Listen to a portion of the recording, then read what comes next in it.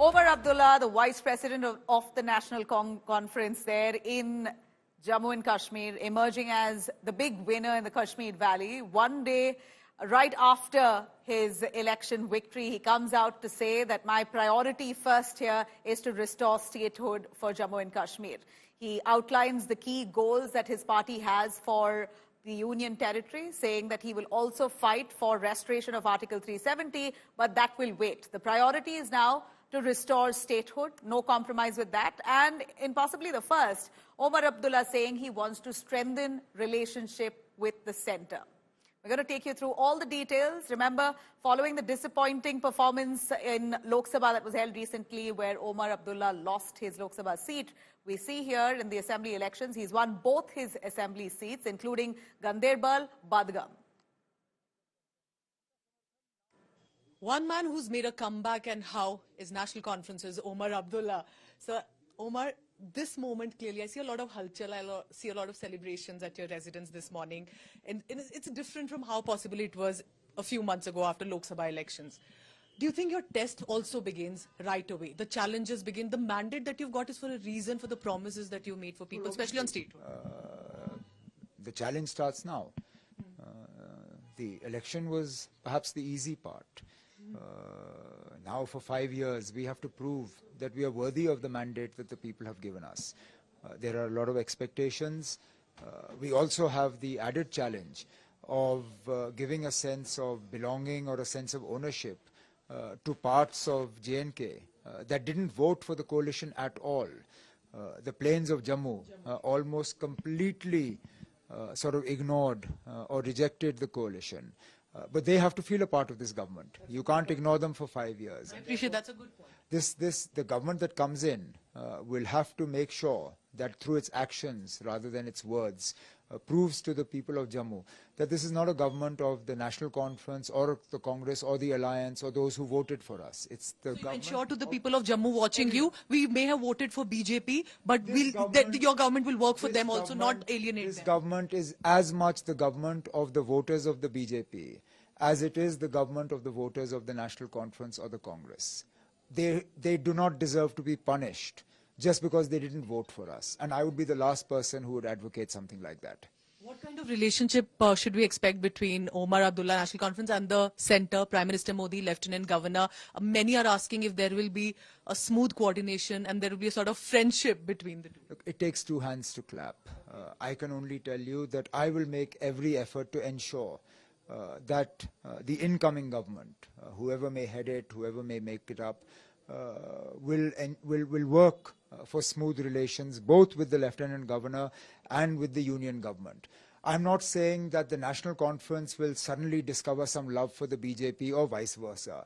We will continue to oppose each other politically, but I'm drawing a distinction between the National Conference and the BJP on the one side and the government of Jammu and Kashmir and the Union government on the other. So while politically we may not see eye to eye on anything, at least in the interest of the people of Jammu and Kashmir, for whom the Prime Minister has spoken many times, we can figure out how to work together. What will be one of the first decisions that Omar Abdullah is going to take for the government of Jammu and Kashmir? Well, at the moment, the first decision I have to take is to attend the Legislative Party meeting. And then wait, that'll be tomorrow midday. And once the Legislative Party has formally elected their leader, that leadership role will have to be endorsed by the alliance, and then we stake claim to form a government. Final question. What does this moment mean to you, specifically for the setback that you've seen, specifically for many who did criticize you and said the Abdullah era is possibly over? What would you want to say? What does this moment, when you sit back and realize 42 seats, 50 seats almost as a coalition, what is happening here? It's humbling, but it's also scary. Look, it's enormous responsibility.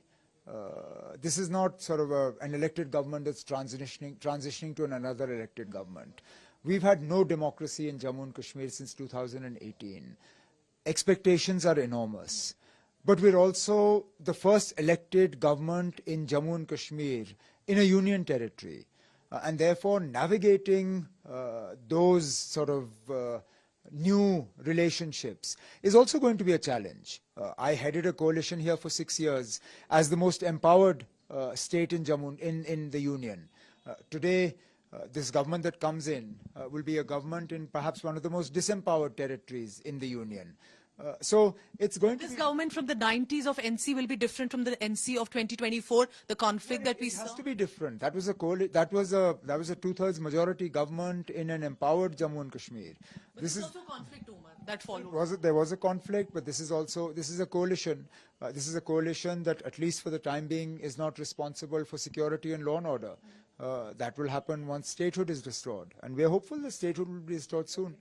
I will say this, quoting your post that's going viral, I think you've kept your calm and you are back. Well, I mean, it hasn't always been calm, but at least we're back. Well done. Congratulations, Omar Abdullah, National Conference. A lot needs to be done. Appreciate you speaking to India today. Thank you very much. Omar Abdullah there with the vision and clearly hopeful of the days ahead. With Sachin Chandok in Srinagar, Pooja Shali for India Today. Well, National Conference leader Omar Abdullah is all set to become the Chief Minister of Jammu and Kashmir for the second time. After that Lok Sabha defeat he had in Baramulla, the assembly elections has been great. He's won both Ganderbal and Badgam comfortably. It's been a long journey indeed for the third generation of Abdullah, Chief Minister of Jammu and Kashmir. For Omar Abdullah, this journey has been great. A wait, it appears, for a decade has proven fruitful. He was the youngest MP to cross the threshold of Indian Parliament at the age of 28 in 1998. I, Omar Abdullah, do swear in the name of God, do swear in the name of God. A decade later, he was the youngest Chief Minister to take charge of erstwhile Jammu and Kashmir at the age of 38 in 2009. To the Constitution of the state as by law established, that I will uphold the sovereignty and integrity of India, that I will uphold the sovereignty and integrity of India. 15 years later, he's all set for his second term as the Chief Minister of the now Union Territory of Jammu and Kashmir. This Chief Minister कौन बनेगा? Omar Abdullah. पूरे full term के लिए sir? Full term or there will be some power show? No, there will be full term. On the verdict day, 54-year-old Omar Abdullah was out on his daily run. Despite the early trends of the National Conference sweeping the election, he was patient in his response. जो भी होगा वो transparent तरीके से होना चाहिए और लोगों का जो मैंडेट है उसके साथ छेड़छाड़ होनी नहीं चाहिए. 3 months back in the general election, he lost Baramulla to Engineer Rashid. The memory of the loss humbled him. Engineer Rashid साहब जब मैदान में उतरे तो जाहिर सी बात है इलेक्शन में उनका मुकाबला करना हमारे लिए थोड़ा सा और मुश्किल पड़ गया. कभी कभार इलेक्शन में जो है हार जीत होती है. ये पहली मर्तबा मैं पार्लियामेंट का इलेक्शन हारा हूं. अब आगे देखते हैं क्या होता है. He made his moves for the assembly election cautiously and wisely along with his ally Congress. Omar Abdullah's moves have paid off well, putting him and his party in a comfortable position to form the government in the Union Territory. मैं जरूर बड़गाम के वोटरों का शुक्रिया करना चाहता हूं जिन्होंने मुझे अपने कीमती वोटों से नवाजा, मुझे यहां से कामयाब होकर भेजा और मुझे जम्मू कश्मीर के लोगों की खिदमत करने का दोबारा एक मौका जो है हासिल हुआ है. जम्मू कश्मीर नेशनल कॉन्फ्रेंस को पिछले 5 साल से खत्म करने की मुकम्मल कोशिश की गई थी. यहाँ बहुत सी ऐसी तंजीमें खड़ी की गई जिनका मकसद था नेशनल कॉन्फ्रेंस को खत्म करना, लेकिन अल्लाह का फजल है कि जो हमें खत्म करने के लिए आए थे मैदान में वो खुद ही मतलब उनका कोई नामो निशान नहीं रहा. The commerce graduate of the third generation of Kashmiri political powerhouse of Abdullahs has come a long way in these 26 years since his electoral debut. He has weathered ups and downs well to emerge out of his grandfather and father's shadows. From the days of being an ally and a cabinet minister in Vajpayee government to standing at polar opposite direction from BJP in the span of 2 decades, it has been a checkered growth. The biggest impetus in this growth came with the abrogation of Article 370 in 2019. In these 232 days, a lot has happened. A lot has changed. For us individually and for us collectively. During my period of detention, I had thought a lot about what I would say the moment I came out. He was put in house arrest for 232 days following the abrogation of Article 370 under Public Safety Act like all other political leaders of Kashmir. The isolation changed him.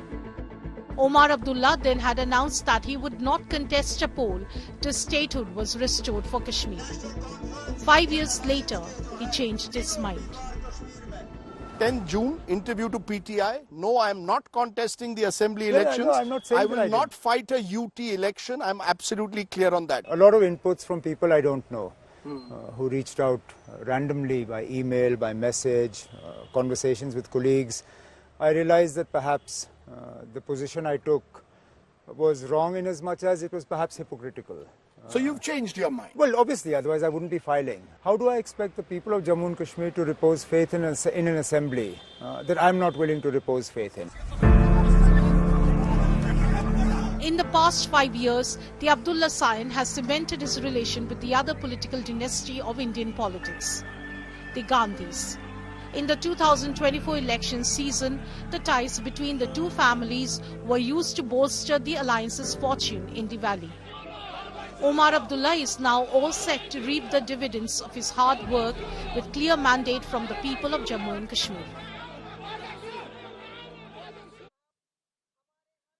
Now, meanwhile, you also have allies of the BJP, the NDA allies, including TDP, hailing the BJP's performance in Jammu and Kashmir, saying that they've managed to get great numbers in the Union Territory. Let's have a listen.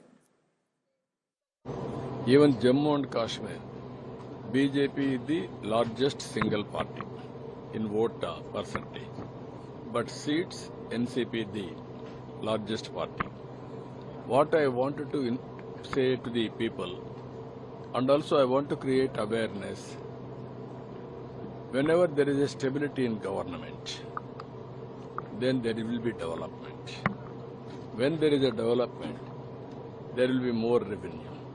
Then automatically you will do welfare and also empower people continuously.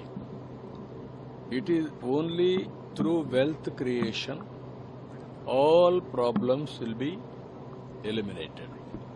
That is what Narendra Modi ji is doing. I really appreciate him. In Haryana and in Jammu and Kashmir, and post Article 370 abrogation, still having such a great percentage of vote and winning great amount of seats is a great sign of change there. And my wholehearted wishes to BJP leadership and all the winners and who really took it forward. And especially Haryana is amazing the way they've done a hat-trick there. And my wholehearted congratulations.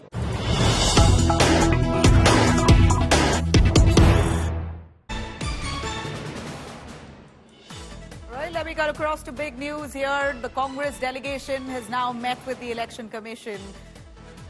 We're looking at Huda, Pawan Khera, both of them leading that delegation. Meeting with the Election Commission. They're at the office right now. Congress questioning faulty EVMs and battery levels, asking if at all there could be a re-evaluation. The Election Commission had already said the Congress's claims goes against free speech. It's undermining the democratic process, while also saying Jairam and Pawan Khera's claims are unheard of.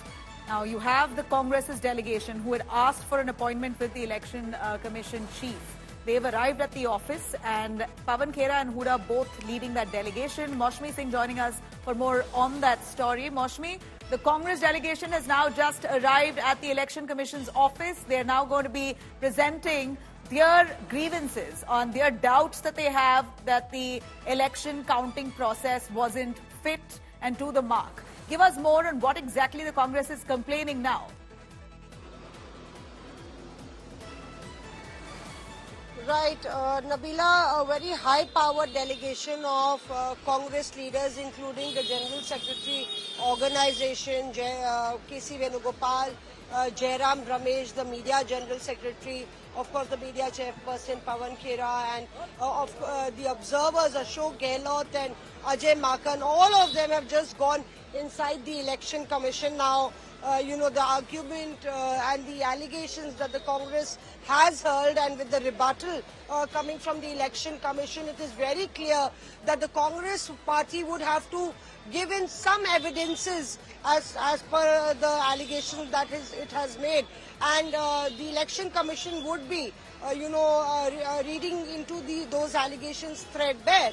So perhaps the entire slugfest as far as subverting and snatching away the victory from the Congress, as the Congress said yesterday, the Congress will have to actually prove that in the court of the Election Commission, and the leaders would come out any time from now and perhaps elaborate on which seats they are talking about. But we do know of the fact that Hisar, Panipat, Mahindergarh, these are the districts that the Congress had issues and problems with, and perhaps they would have gotten the data from these particular constituencies in these districts to submit to the Election Commission. All right, we're going to closely track what the Congress delegation's outcome with the meeting the Election Commission chief really comes about. Thanks very much, Maushami, for joining us on that. Well, we know and see here that the Congress still hoping that there could be some kind of review on the Election Commission's results that they've announced with regards to Haryana. Let me take you through the BJP's hat-trick victory here. For the BJP, for them, this is certainly a miracle with this hat-trick victory. Their Chief Minister, Nayab Singh Saini, really now is a man in the spotlight. Under his leadership, the party has fought this high-octane electoral battle that's overcome a 10-year anti-incumbency. It's most likely Saini itself to be retained as the Chief Minister of Haryana. Nayab Singh Saini earlier met with Prime Minister Modi at his residence. The process of government formation was also initiated. He also met with BJP President JP Nadda. Haryana Chief Minister Nayab Singh Saini, as he met with the senior leadership of the BJP, discussed extensively on the government formation, which will happen soon enough. He gets to decide largely, along with the High Command, on the cabinet. A much stronger and a younger one is what the BJP leadership in Haryana says. This is going to be a strong cabinet this time. Independent MLAs, Devendra Kadyan, Rajesh Joon and Savitri Jindal have met with Dharmendra Pradhan and has promised support to the BJP, which now takes BJP's numbers from 48 to 51. The magic number, or the majority mark, is 46. A key meeting of Haryana poll in charge, Dharmendra Pradhan, along with Nayab Singh Saini and other leaders, is also scheduled to take place. We bring you these updates. हमने सिर्फ और सिर्फ समर्पण भाव से जनता के विकास के लिए काम किया है, और मैं इसके लिए हरियाणा के मुख्यमंत्री भाई नायब सैनी जी और पूर्व मुख्यमंत्री श्रीमान मनोहर लाल जी की भरपूर तारीफ करता हूं, भरपूर प्रशंसा करता हूं। उन्होंने हरियाणा के विकास के लिए बहुत मेहनत की है। साथियों, जब जनता ऐसे काम को प्रोत्साहित करती है, नेक नियत और अच्छी नीति को सराहती है, तब काम करने की ऊर्जा भी दोगुनी होती है। आदरणीय प्रधानमंत्री जी से शिष्टाचार मुलाकात हुई है, क्योंकि मैंने हरियाणा की जो प्रचंड जीत हुई है उसके बारे में आदरणीय प्रधानमंत्री जी को बताया है, और मैंने कहा है प्रधानमंत्री जी को कि आपको हरियाणा के लोग बहुत प्यार और स्नेह करते हैं, और उसका परिणाम है कि आज तीसरी बार भारतीय जनता पार्टी को इतनी बड़ी सीटें दे करके ये तीसरी बार हरियाणा में डबल इंजन की सरकार बनी है। मुझे बहुत अच्छा लगा है। धर्मेंद्र जी, विश्वदेव जी आए हैं मेरे यहाँ। मोदी जी की सरकार को समर्थन देती हूँ, क्योंकि मेरा हिसार बहुत सुंदर, और पूरे सब लोग जाने हिसार को बहुत सुंदर बने। देखिए, ये सरकार का ये मुद्दा है और हमने ऐसी कोई उनसे कोई मांग नहीं रखी।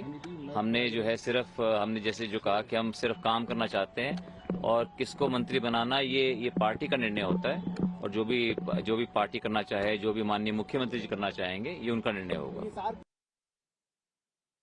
Let me cut across to Kamaljeet Sandhu for more on that. Kamaljeet, it appears that the BJP now has support even of the independent MLAs. 3 of them who've now pledged their support, taking BJP's numbers from 48 to 51. A comfortable majority for them. What's the Congress scrambling with now?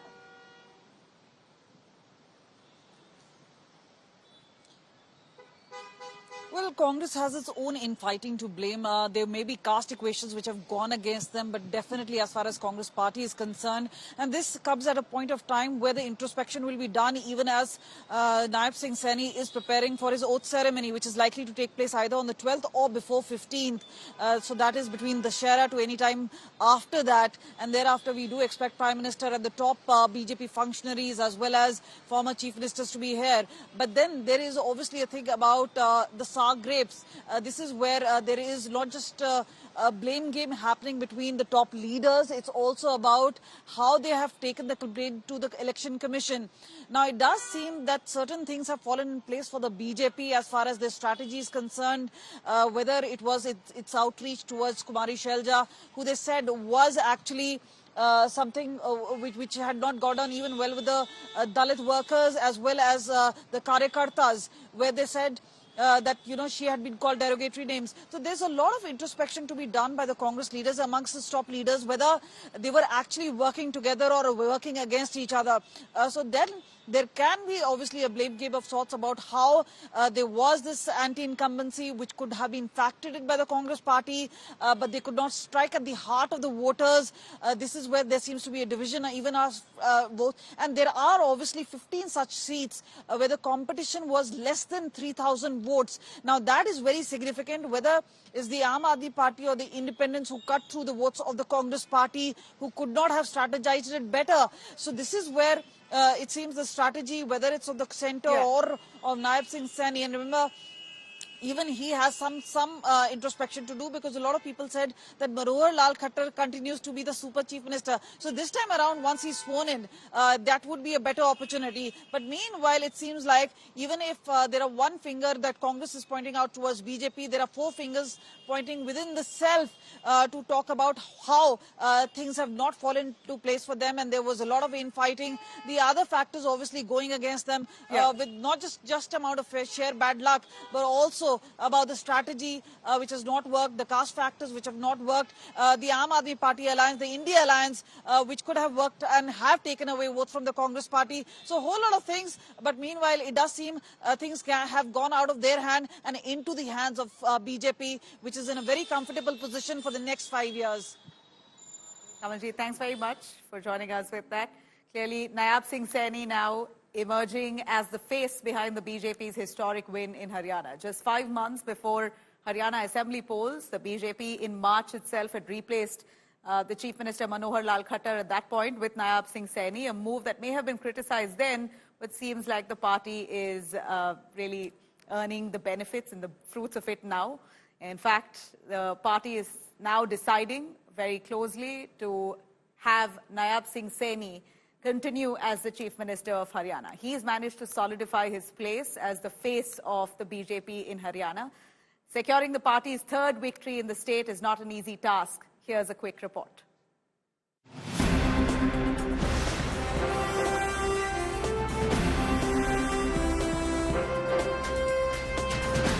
Haryana Chief Minister Naib Singh Saini has emerged as the key figure behind BJP's historic triumph, winning a 3rd consecutive term for the party. दिल से धन्यवाद करता हूं और अपने लोकप्रिय प्रधानमंत्री विश्व के नेता आदरणीय नरेंद्र मोदी जी, ये पूरा का पूरा श्रेय मैं आदरणीय मोदी जी को देता हूं। ये सरकार हरियाणा के गरीबों ने, हरियाणा के वंचितों ने, हरियाणा के 2 करोड़ 80 लाख लोगों ने इस सरकार को चुना है और हम आदरणीय मोदी जी के नेतृत्व के अंदर गति से आगे बढ़ेंगे। Once dismissed as a dummy chief minister by Congress heavyweight Bhupinder Singh Hooda, Saini led the party through a challenging election marked by anti-incumbency and lingering disquiet due to farmer protests. Despite stepping into the chief minister's role after Manohar Lal Khattar's exit in March 2024, Saini quickly established himself as a leader who could handle pressure. During his short 210-day tenure, Saini took measures to assuage the anger over Agnipath scheme among the youth by promising jobs and entrepreneurship opportunities to Jawans after completion of their service in the armed forces. He also abolished minimum charges on electricity consumers, lowering power bills for domestic consumers. During a conversation with India Today on Tuesday morning, just as counting of votes had begun, he emphasized that the responsibility for the victory was shared by the entire party. लेकिन अगर failure होता है और numbers नहीं आते हैं तो ये किसकी जिम्मेदारी? ये मेरी जिम्मेवारी है। चेहरा मैं हूँ ना, चेहरा मैं हूँ, मेरी जिम्मेवारी है। परंतु मुझे पूर्ण विश्वास है हरियाणा प्रदेश की जनता तीसरी बार हरियाणा में सरकार बना रही है। Saini had earned praise from Prime Minister Narendra Modi for his leadership. Saini, who was handpicked by Chief Minister Khattar, has emerged as the face of BJP's historic hat-trick in Haryana. No one can deny Saini his place on the podium. Bureau Report, India Today.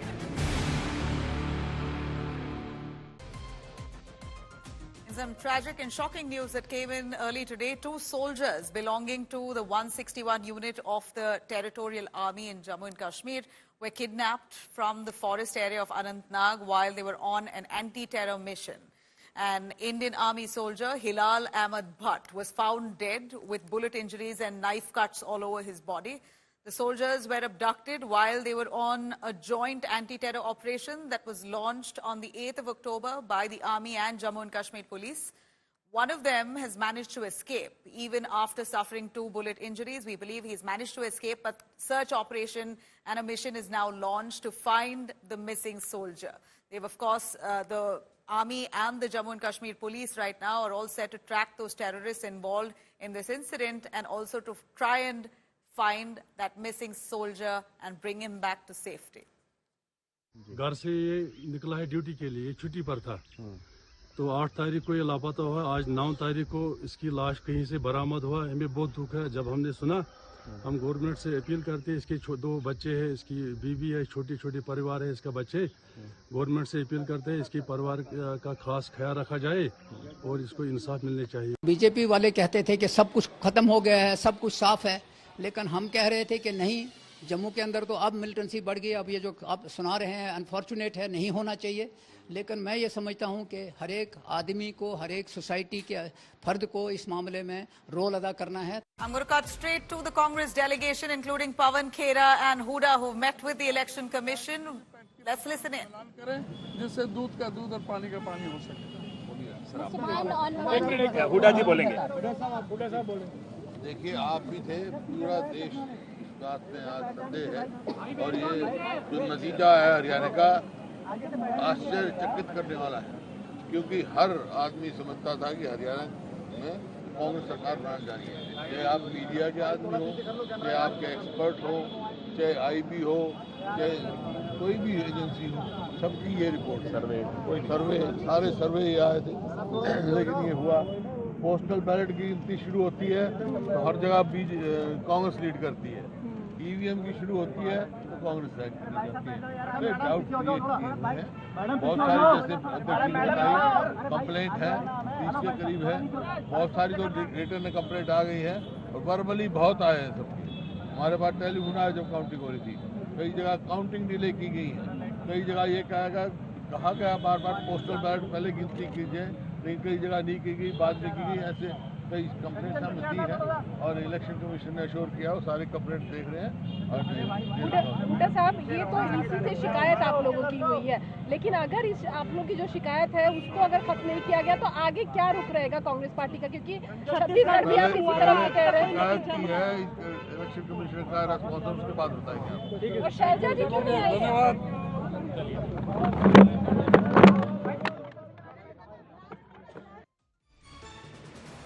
right, that's Huda there, Bhupender Huda, who says that they've met with the Election Commission chief. They've submitted their detailed report that they've put together on the grounds they have and the doubts they have on the results process. तो हम इन्हें अपनी शिकायतें देंगे और जब देंगे फिर इनसे टाइमलाइन भी जरूर लेंगे। चुनाव आयोग ने बोगस कहा कि आपने जो पहले आरोप लगाए थे, कल बोला था कि वो ये बोला कि आपको इतना नाजुक नहीं होना चाहिए कि सवालों से डर जाएं। अगर आप पर कोई सवालिया निशान लगा रहा है तो जवाब देना आपका फर्ज है। शुक्रिया हमसे बात करने के लिए। यहाँ पे पवन खेरा आज तक से बातचीत में कहते हुए कि उनको इस तरह से रिएक्ट नहीं करना चाहिए था अगर कोई सवालिया निशान लगा रहा है।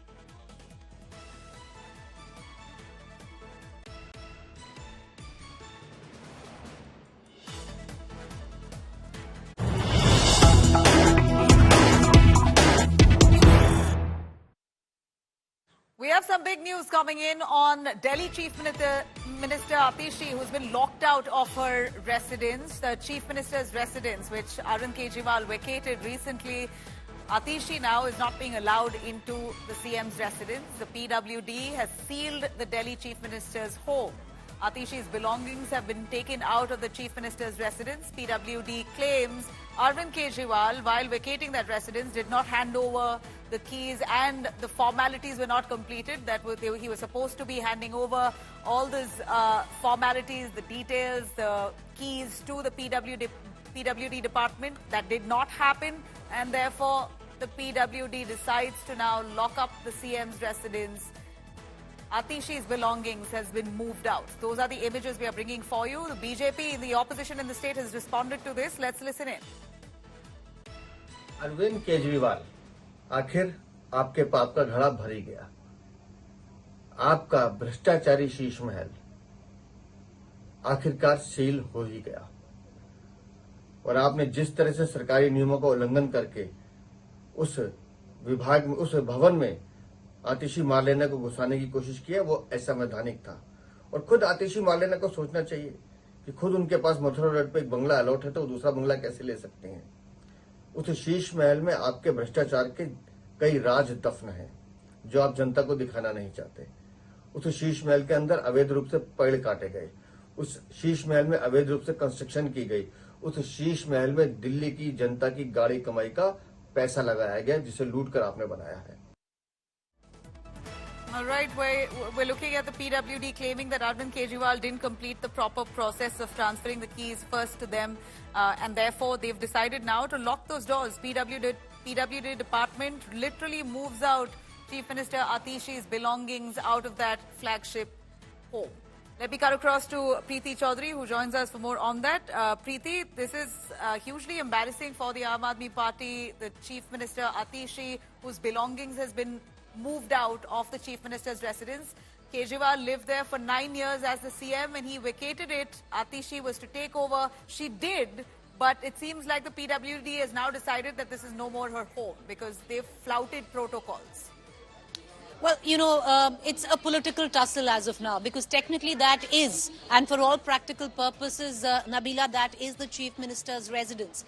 And earlier on, of course, you know, the house only got built a few years ago. Before that, Arvind Kejriwal was living in a smaller dwelling. But having said that, the Aam Aadmi Party claims that Chief Minister Atishi, whose stuff had been moved into the Chief Minister's residence, was unceremoniously removed and thrown out. Her belongings were thrown out of the house and she had to, her people actually had to come and take those belongings. Now, on the other hand, you've had what the PWD says because there wasn't a proper handover in this case. Now, the Aam Aadmi Party says that Arvind Kejriwal's wife on camera handed over the keys, and from there on, Arvind Kejriwal, along with his entire family and his own personal belongings, had left the residence. Everything else in where the residence was concerned, be it, the furniture, be it the fixtures, like toilet fixtures or the fans, everything else was left as it is, to even the extent of,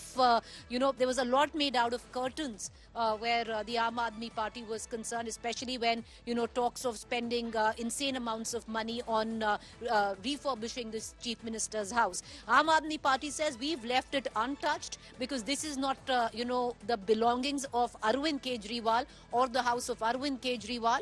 This belongs to now, for the interim time, the Delhi Chief Minister, who is Atishi, and the house is for the Delhi CM. On the contrary, once the Delhi CM, Atishi, moved in, the Aam Aadmi Party claims that under the orders of the LG, she was unceremoniously removed and her belongings were thrown out. What we can expect now, the political implications of this, Nabila, is going to be an all-out war between the LG and the Aam Aadmi Party, something that is already raging on. And yeah, the now BJP is already asking for the house to be locked up. And the AAP has already accused the BJP of usurping the residence, trying to use the departments there to heckle the Chief Minister Atishi. Politics has already begun, but short on time with that. Preeti, thank you very much for joining us on that news. Atishi, the Delhi Chief Minister, seems to be locked out of her own residence. We will continue tracking those developments.